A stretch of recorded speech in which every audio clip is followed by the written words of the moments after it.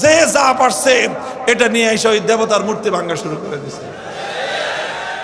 কাউকে বলতে হয় নাই, কেউ কাউকে নির্দেশ দিতে হয় নাই, মুহূর্তের মধ্যে কোত্থেকে আসলো। আরেকজন দেখি রশি না গলায় পেঁচাইছে দেবতার, দেখি দেবতার যেই সাইজ, রশির সাইজ চিকন হয়ে গেছে। এরপরে কিছুক্ষণ পরে 5 মিনিট পরে দেখি একজন ইয়া মোটা রশি নিয়ে আসছে। কোত্থেকে আনছে আল্লাহ জানে, জাহাজ বান্ধে না যে রশি দিয়ে। এই দেবতার সাইজ যেরকম, এই জাহাজ বান্ধার রশি আইনা দেবতার গলার মধ্যে পেঁচাইছে।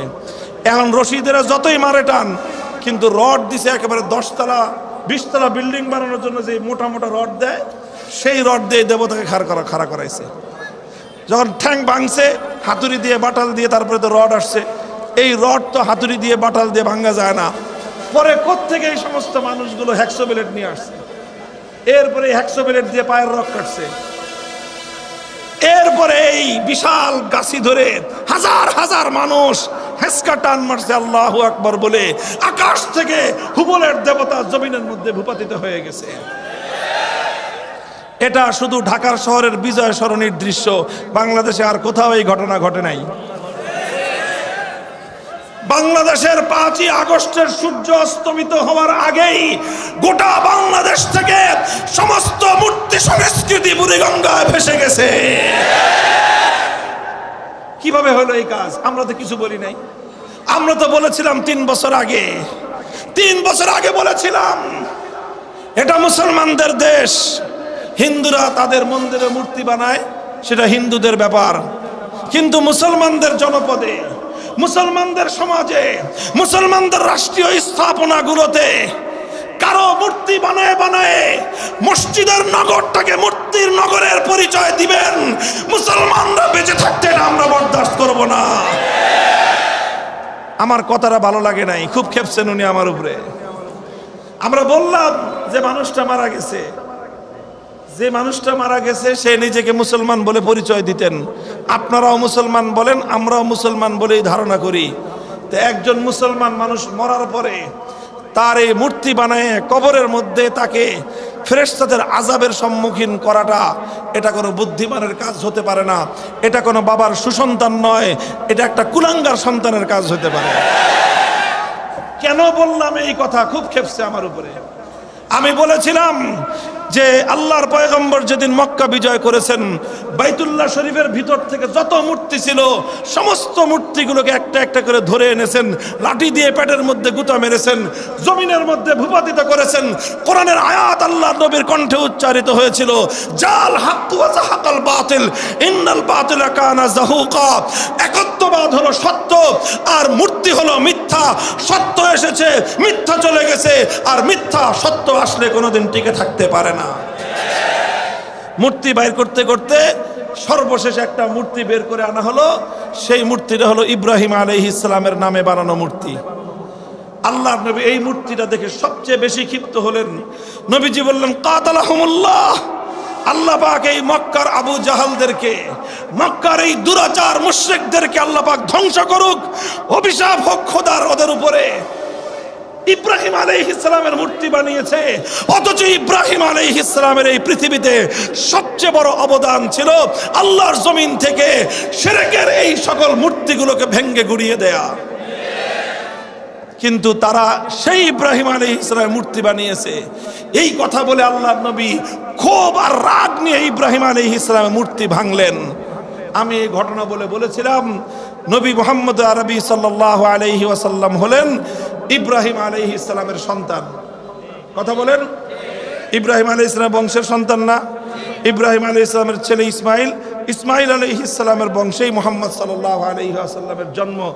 এই জন্যই বলা হয় মিল্লাতা আবিকুম ইব্রাহিম, তিনি আমাদের নবীর পিতা, আমাদের নবীর পূর্বপুরুষ, সুতরাং তিনি আমাদের ধর্মের পূর্বপুরুষ।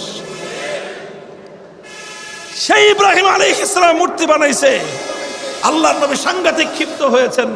আমি বলেছিলাম নিজের পূর্বপুরুষের মূর্তি ভাঙা ইব্রাহিম আলাইহিস সালামের, মুহাম্মদ সাল্লাল্লাহু আলাইহি ওয়াসাল্লামের আদর্শ। আল্লাহর নবী নিজের বাপদাদার মূর্তি বানাইছেন না নিজের বাপদাদার মূর্তি ভাঙছেন? সুতরাং নিজের বাপদাদার মূর্তি ভাঙা হলো নবীর আদর্শ। যারা আল্লাহর নবীর উম্মত, যারা আল্লাহর নবীর আদর্শের অনুসারী, তারা বাপদাদার মূর্তি ভাঙে। আর যারা নিজেদের বাপদাদার মূর্তি বানায় তারা আবু জাহালের প্রেতাত্মা। কেন ওনারে আবু জাহালের প্রেতাত্মা বললাম? মাইন্ডে লাগছে ওনার। কামটা করবে আকাম কইলে বলে যে আমারে কেন এত কথা বলে, এত বড় কথা বললো। নাম নিয়ে বলি নাই, আমি বলেছি জেনারেল ভাবে। আজও বলি, যদি কেউ বঙ্গবন্ধুর মূর্তি বানায় সে আবু জাহালের প্রেতাত্মা। একই ভাবে বলবো, কেউ যদি জিয়াউর রহমান সাহেবের মূর্তি বানায় সেও আবু জাহালের প্রেতাত্মা। আমাদের কথার মধ্যে কারো প্রতি পার্সিয়ালিটি নাই, পক্ষপাতিত্ব নাই। শুনে রাখেন, একথা আমাদের পরিষ্কার ঘোষণা। ইনশাআল্লাহ বাংলাদেশ থেকে যেভাবে মূর্তি সংস্কৃতিকে বিদায় করা হয়েছে, আর কোনোদিন বাংলার মাটিতে মূর্তি সংস্কৃতি বাস্তবায়িত হতে দেওয়া হবে না। সেই মূর্তিটা বঙ্গবন্ধুর মূর্তি হোক, সেই মূর্তি জিয়াউর রহমানের মূর্তি হোক, এমনকি সেই মূর্তি যদি আমার বাবার মূর্তি হয়, সর্বপ্রথম সে মূর্তি আমি নিজ হাতে ভেঙে গুড়িয়ে দেওয়ার জন্য মাঠে নামবো। মুহতারাম হাজিরিন, বলছিলাম যে ক্ষিপ্ত হয়ে সরাসরি রাষ্ট্রের প্রধানমন্ত্রী রাষ্ট্র শক্তি নিয়ে, সব শক্তি নিয়ে আমাকে ধ্বংস করার সমস্ত তৎপরতা তিনি পরিচালনা করলেন। 3 বছর পর আমার আল্লাহ আমাদেরকে পুরস্কার দিলেন। আজ বাংলার প্রতিটি অঞ্চলে আমরা জনতার ভালোবাসা নিয়ে, মানুষের ভালোবাসা নিয়ে, ইমানদার তাওহীদি জনতার ভালোবাসা নিয়ে আমরা দেশের প্রতিটি অঞ্চল ঘুরে বেড়াচ্ছি। আর যারা সেদিন মূর্তির বিরুদ্ধে কথা বরদাস্ত করতে পারে নাই, শাহজালালের ভূমির 1 ইঞ্চি মাটি তাদেরকে আশ্রয় দেয় নাই। মুসলমান, এই বিপ্লব বুঝার চেষ্টা করো। টেকনাফ থেকে তেতুলিয়া 1 থেকে 1.5 ঘন্টার মধ্যে প্রতিটি জেলায় জেলায় মূর্তি ছিল, প্রতিটি থানায় থানায় মূর্তি ছিল, প্রতিটি উপজেলায় উপজেলায় মূর্তি ছিল, বিভিন্ন রাষ্ট্রীয় স্থাপনায় মূর্তি ছিল, এমনকি ক্যান্টনমেন্টের মধ্যে পর্যন্ত মূর্তি ছিল। অনলি 1 আওয়ার, 1 ঘন্টার মধ্যে সমস্ত মূর্তি ভূপাতিত হয়ে গেছে। আওয়াজ উচ্চারিত হয়েছে বাংলার মাটিতে, জাল হাক্কু ওয়া জাহাকাল বাতিল। বাংলার মাটিতে তাওহীদের বিজয় হয়েছে, শিরকের চূড়ান্ত পতন ইনশাআল্লাহ সম্ভব।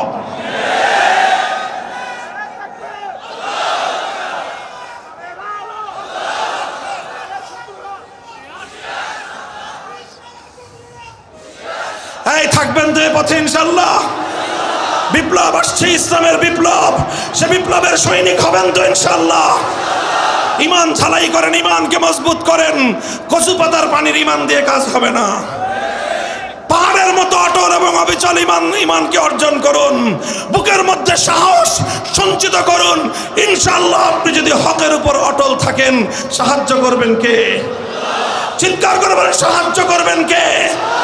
আর আল্লাহ যখন সাহায্য করেন, সামান্য ছোট্ট ছোট্ট নাবালেগ কিছু মাসুম স্কুল কলেজের ছাত্রদের মাধ্যমে দোর্দণ্ড প্রতাপশালী রাষ্ট্রনায়ক 16 বছরের স্বৈরাচারীকে আমার আল্লাহ দুপুরের 12 পদের খানা রেখে শত্রুর দেশে, নিজের দেশ ছেড়ে নিজের প্রভুর দেশে পালিয়ে যেতে আমার আল্লাহ বাধ্য করেন। সারা দুনিয়াতে ইসলামের একটা বিপ্লব আসবে। চারিদিকে সেই বিপ্লবের পূর্বাভাস দেখা যাচ্ছে। প্রতিদিন প্রত্যুষে যখন সূর্য উদিত হয়, সূর্য ওঠার আগ দিয়ে সুবহে সাদেকের সময় পূর্ব দিগন্তে আকাশ প্রতিভাত হয়ে যায়, ফর্সা হয়ে ওঠে। আকাশে সূর্য ওঠার ঘণ্টাখানিক আগে থেকে সূর্যের আগমনী বার্তা পাওয়া যায়।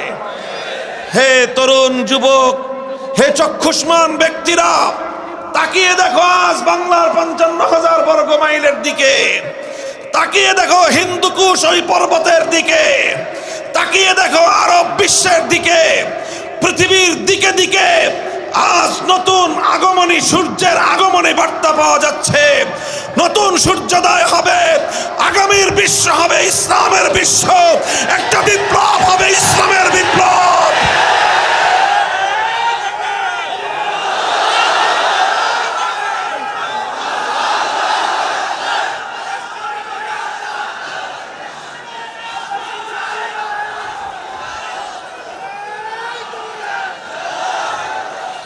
একটা বিপ্লব আসবে, ইসলামের বিপ্লব। আল্লাহর কসম খেয়ে বলি, ইসলামের বিপ্লব আসবে, সে বিপ্লব রুখে দেওয়ার সাধ্য পৃথিবীর কোন শক্তির হবে না। সে বিপ্লব যখন আসবে, দিল্লির লাল কেল্লায় কালেমার পতাকা উঠবে, চায়নার পিকিং এর পথে পথে আল্লাহু আকবারের ধ্বনি উঠবে, মস্কোর রাজপথে আল্লাহর বরত্বের জয়গান গাওয়া হবে।